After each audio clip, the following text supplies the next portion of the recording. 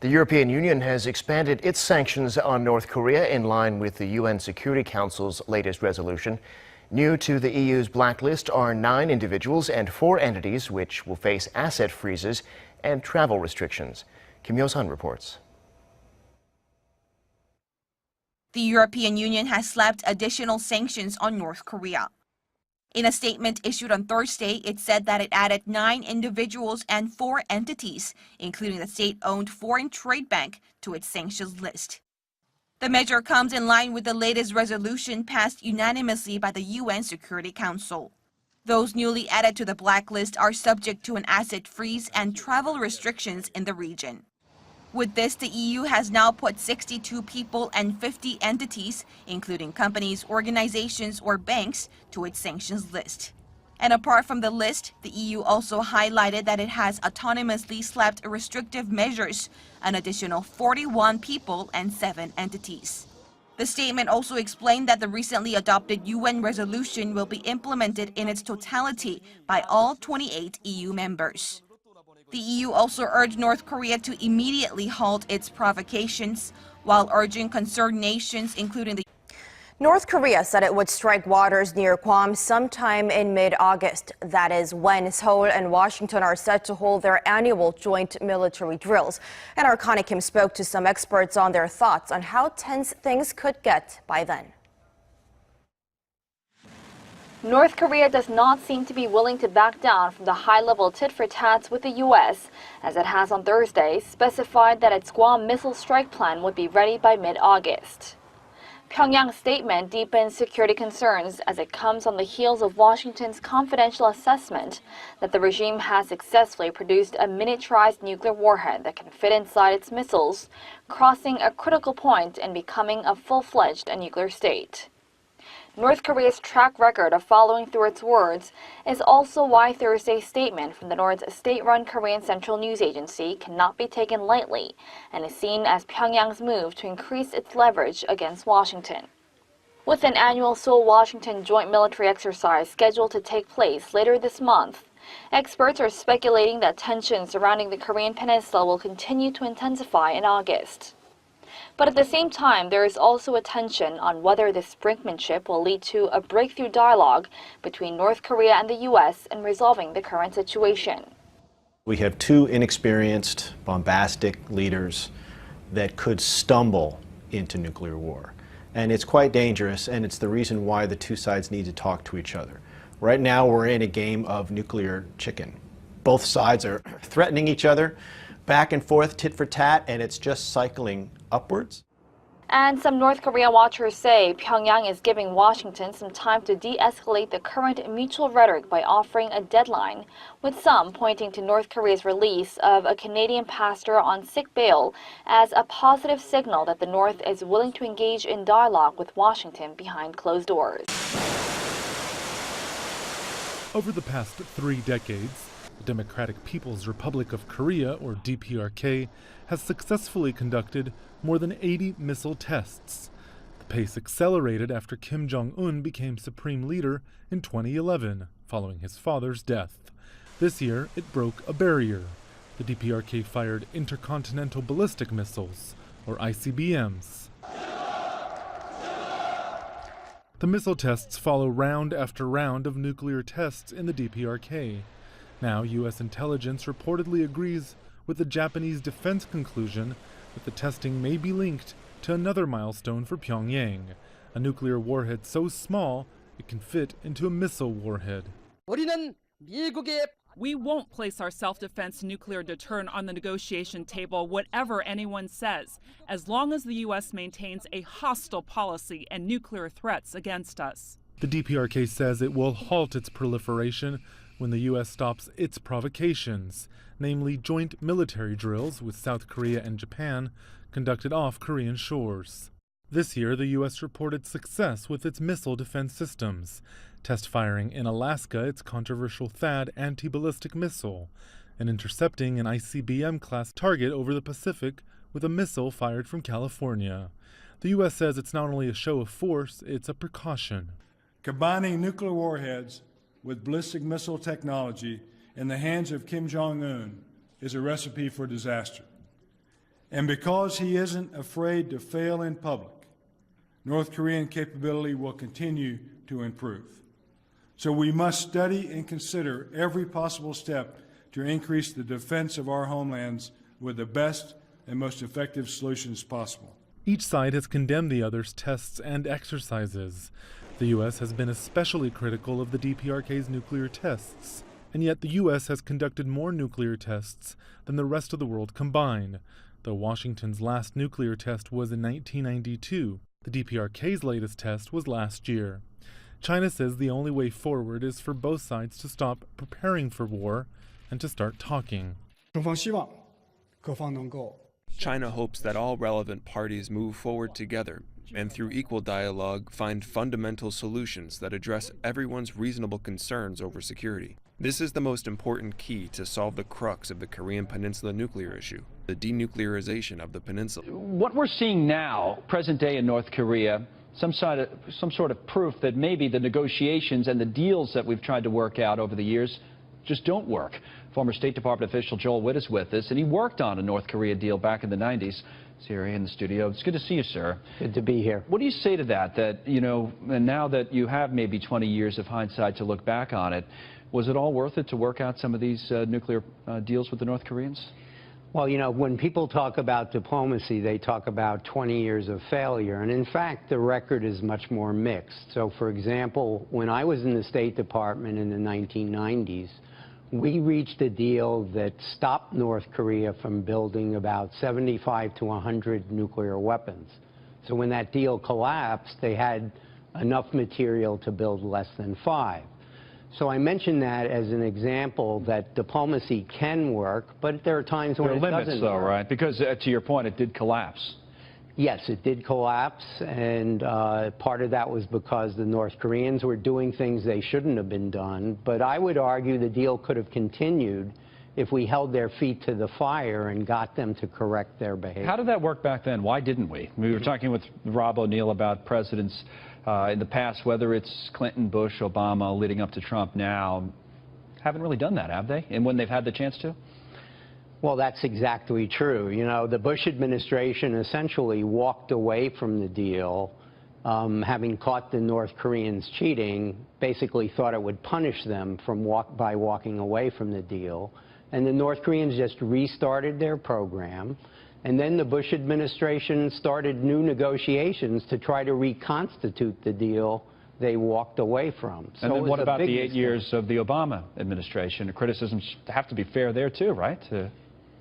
Yes. You know, I've been one of the loudest critics of the Obama administration. I don't think they pursued the diplomatic option seriously enough. But in all fairness to them, what was happening also then was a leadership transition in North Korea, which probably made the North Koreans less willing to engage us. Okay, so all of that is, you know, as they say in the past, so we are here and it is what it is. What, from your expertise, and also from the lessons maybe that you've learned from some of what we've just talked about over the last few minutes, what do you think is the best option now? Well, you know, I think it's not just one tool in our toolbox, it's a bunch of tools. So, for example, there's the tool of sanctions to put pressure on them. Right. There's the tool of protecting ourselves and our allies. And there's also the tool of diplomacy, which I don't think we've seriously explored enough, to establish a dialogue. Through China? Or? No, directly between us and the North Koreans. And based on my own discussions with the North Koreans, I think they're ready to do that under certain conditions. What are those conditions? Is it something we can live with? The conditions are that initially there are no preconditions. We can't say to them... Should we do that? I think we should do it, given the dangerous situation we're in. And there's no downside to doing that, because we can walk away if it doesn't work. And you said protecting our allies. Is that militarily? Is that an option that's really on the table? I'm sure you war-gamed or were part of something that some of those projects in the past. Well, we protect our allies through our alliances. And, of course, we have troops stationed in Northeast Asia. We have a lot of weapons there, and we can also upgrade those as necessary, depending on how the threat develops. Joel Witt, thank you for your perspective. We appreciate it. Very serious times, but thank you for coming in. Arizona Congressman Trent Franks, chair of the Missile Defense Caucus. Good to see you this morning, sir. Thank you. Let's talk first about Guam, because what they've said is that within weeks they will have a plan that will envelop a ring of fire around Guam. What are our capabilities, as best you can tell us, with regard to that specific threat? Well, you know, we have a THAAD battery there at Guam, which is the terminal system that allows us to engage an enemy missile coming in on its terminal phase. And if it doesn't work, of course, then the missile lands. But the reality is that North Korea has multiple opportunities there to attack Guam if they wanted to. They have the missile capability, and of course, you know, there's been recent reports about their potential ability to attach nuclear weapons to those missiles. Okay, so let's talk about the defense systems that we do have in place. It's something you fought for the funding. How well equipped are we, in your estimation, with regard to this threat to the mainland as well? Well, we have what's called our GMD system in the mainland. That's ground-based mid-course, and it meets the threat for the moment, but we are now in a situation where within a year or less, that threat could begin to overmark our ability to respond. And that leaves only then the offensive capability or the deterrent. And I would just suggest to you, you know, that, Shannon, there is a moment in the life of nearly every problem like this when it is big enough for reasonable people to see and still small enough to be addressed without catastrophe. And Bill Clinton missed that moment when he made a deal with the Koreans that didn't last very long. He paid the ransom, didn't secure the hostage. Then Barack Obama did essentially the same thing, gave him 250,000 tons of food. Bill Clinton gave him 500,000 tons of fuel a year. And yet, in both cases, the North Koreans just disregarded the deal immediately. And we now face a situation where a rogue country like this could potentially target the United States with nuclear weapons. And then the Obama administration turns around and makes a deal with Iran that's essentially the same kind of deal that puts Iran on a legal trajectory to gain nuclear weapons. This, the most prolific sponsor of terrorism in the world. And I'm starting to be almost impossible to surprise, but this is really starting to be a frightening situation. And yet, to hear the left say it's all President Trump's fault. And Mr. Trump is taking a different tack, and I believe that hopefully we can get through this without some sort of military action. I just don't know if that's going to be possible. I should note that the Defense Missile Caucus that you're a part of is bipartisan, and I would imagine there is a lot of unity with respect to the threat, maybe not the way the president's handling it, but with the threat as it exists to the U.S. You mentioned there a moment in time with these serious problems where you come to a certain realization there may be a point for turning back. Are we past that moment with North Korea or Iran, or do you think there is some diplomatic or non-military solution that would work? Well, I think there are still some possibilities, especially if we can get an adamant support from China to begin to really put the kind of pressure necessary to make it clear to this regime that if they continue, that they're going to be so isolated economically and otherwise that they can't continue as a regime. But the reality is this president has really reduced not capabilities. He has tremendous capability, but this administration has reduced options now. Because now this rogue nation with someone that we're not sure whether is really rational or not is on the cusp of gaining the ability to attack major cities in the United States of America with devastating results. Here's what the Defense Secretary says. The DPRK, meaning North Korea, should cease any consideration of actions that would lead to the end of its regime and the destruction of its people. We're told that this is what this is all about for Kim Jong-un, as he's trying to rattle the sabers and flex his muscles because he fears the end of his regime, a regime change. Our officials repeatedly saying, Secretary Tillerson, Ambassador Haley, that's not what this is about. We aren't seeking regime change. Is he really, do you think, willing to take another step down this road that could lead to a self-fulfilling prophecy? Do you think he gets it? Well, I hope so. You know, and I don't mean to continue to consider just the past references, but he has observed over time two American presidents, Mr. Obama and Mr. Clinton, finally cave and do what they wanted and not to really put any permanent restrictions on them. So he hopes this administration will do the same. I think he's dead wrong. And what frightens me is that while we have some pressure on this regime because it wants to maintain its existence more than anything else, we're now seeing a situation where, again, Iran, which has an ideology that's different. It's not so much about protecting their regime. It's about this ideology that would kill their own children in many cases to kill ours. And that puts us in a very frightening situation. And ultimately, we need to keep in mind that if North Korea has nuclear weapons, and they do, it's a very easy thing then for Iran to just obtain them if North Korea should choose to supply them. And that, with Iran's missile capability, represents a very grave threat, one that might put your children and mine in the shadow of nuclear terrorism. Yeah, far beyond the regions where they are. We're talking about a worldwide threat. Congressman Yes, Franks, ma'am. always good to see you. Clear how he would deal with North Korea versus the policy of the 3 previous administrations. The message was clear. Kim Jong-un won't be pulling any fast ones on the current administration. And with me, he's not getting away with it. He got away with it for a long time between him and his family. He's not getting away with it. It's a whole new ballgame. And he's not going to be saying those things, and he's certainly not going to be doing those things. I read about we're in Guam by August 15th. Let's see what he does with Guam. He does something in Guam, it will be an event the likes of which nobody's seen before, what will happen in North Korea. Meanwhile, the United States territory of Guam is reacting to the unprecedented threat from North Korea. Eddie Baza-Calvo, governor of Guam, issued a public statement calming the 200,000 inhabitants of the Marianas Islands. Guam is a U.S. territory, and an attack on the island is an attack on America. I've reached out to the White House this morning. An attack or threat on Guam is a threat or attack on the United States. They have said that America will be defended. And I also want to remind the national media that Guam is American soil. And we have 200,000 Americans in Guam and the Marianas. We are not just a military installation. For more on all of this, let's turn to former U.S. Ambassador to the UN, Bill Richardson. Bill, nice to have you with us tonight. Seems like every time you and I have a conversation, the rhetoric just continues to get hotter and hotter.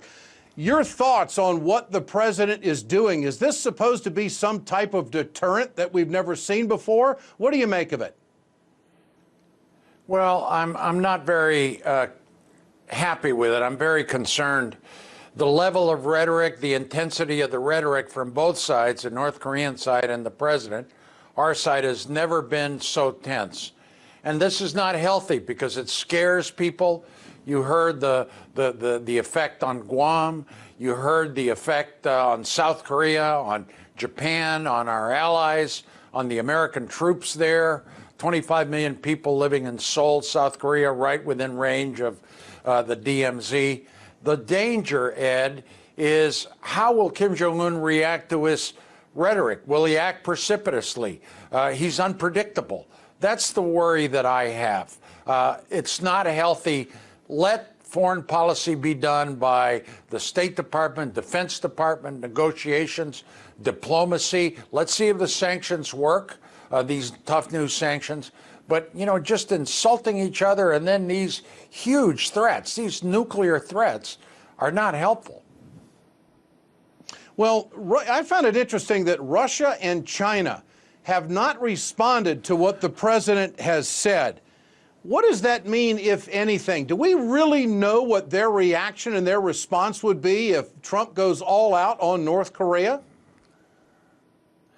Well, it would be a very negative response. Right now, Russia and China, by not vetoing that resolution at the United Nations where the sanctions on North Korea are tough, they affect their coal exports, they affect their foodstuffs, their fisheries, it affects North Korean workers. 80% of commerce goes into North Korea from China, 80%. This sanctions affect a third of their yearly revenue. You know, North Korea can really be strangled by China if China wants to. So if China and Russia feel that, you know, we're going at it alone, that is not going to help our policy there to try to control North Korea. So I don't see the plus in these threats. Where are we getting something in return from these president's threats? I don't see it. What about diffusing this situation? What's the remedy at this point, and what would you consider a last-ditch effort to retrieve this? I think that Secretary Tillerson put out something in variation that might work. He basically said, all right, North Korea, let's talk. Let's have a dialogue, which we've not offered North Korea before. But in return, you've got to halt your missile activity, maybe for a short period of time. Let's see if there's common ground. And then we proceed into heavier negotiations. I think that is a way out for both sides. The worry that I've had with past administrations, and by the way, Bush, Clinton, and Obama, I think had sensible policies. The problem is the North Korean side did not accept it, especially Clinton.